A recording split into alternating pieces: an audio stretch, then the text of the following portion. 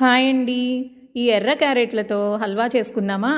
క్యారెట్లు చక్కగా చెక్కు తీసి కడిగి ఎండు కొబ్బరి తురుము ఉంటుంది కదా, దాంతో చక్కగా తురుముకొని మొత్తం తురుమంతా ఇలా రెడీ చేసుకున్నాను అనమాట. అర కేజీ క్యారెట్లని మొత్తం ఇలా తురుముకున్నాను. మిక్సీ కూడా వేసుకోవచ్చు, కానీ నాకెందుకో ఇలా తురుముకుంటేనే ఇష్టం, చక్కగా బాగుంటుంది. క్యారెట్ తురుముని ఒక ప్యాన్ పెట్టి 2 చెంచాలు నెయ్యి వేసి ఈ క్యారెట్ తురుమంతా వేసేసి దోరగా 5-6 నిమిషాలు వేగించుకోవాలన్నమాట. పచ్చి వాసన అంతా పోతుంది. చక్కగా చిన్న మంట మీద వేగించుకోవాలి.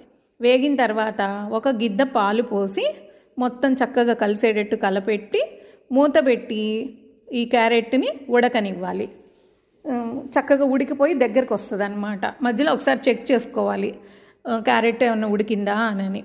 ఇంకా కొద్దిగా ఉడకాలి కదా, నీరు ఆ పాలంతా ఎగిరిపోవాలి కదా. ఈలోపు మిల్క్ మేడ్ కానీ కలాకన్ కానీ పచ్చికోవా కానీ వేసుకోవచ్చు అనమాట. నేను ఎప్పుడు పచ్చికోవానే వేస్తాను. 2 చెంచాలు పచ్చికోవాని రెడీ చేసుకున్నాను.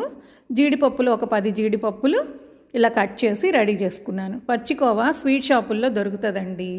పాలంతా ఎగిరిపోయిన తర్వాత 2 గిద్దలు పంచదార వేసి చక్కగా కలబెట్టాను. అది కలిసిపోయిన తర్వాత పచ్చికోవా తెచ్చి పెట్టుకున్నాను కదా, ఆ పచ్చికోవాని కూడా ఇందులో వేసేసి చక్కగా కలపెట్టాలన్నమాట. కలిసిపోవాలి, చక్కగా కరిగి కలిసిపోతుంది. చాలా బాగుంటుంది పచ్చికోవా వేస్తే. మీరు కూడా ట్రై చేయండి. మొత్తం అలా కరిగిపోయిన తర్వాత కట్ చేసుకున్న జీడిపప్పుల్ని కూడా అందులో వేసేసి దగ్గరే ఉండి కలపెడుతూ ఉండాలన్నమాట. ఒక మీడియం మంట పెట్టుకోవచ్చు. అంతా ఎగిరిపోయి హల్వా దగ్గరకు వచ్చి నెయ్యి తేరుకోగానే ఆపేయటమే. Carrot halwa ready.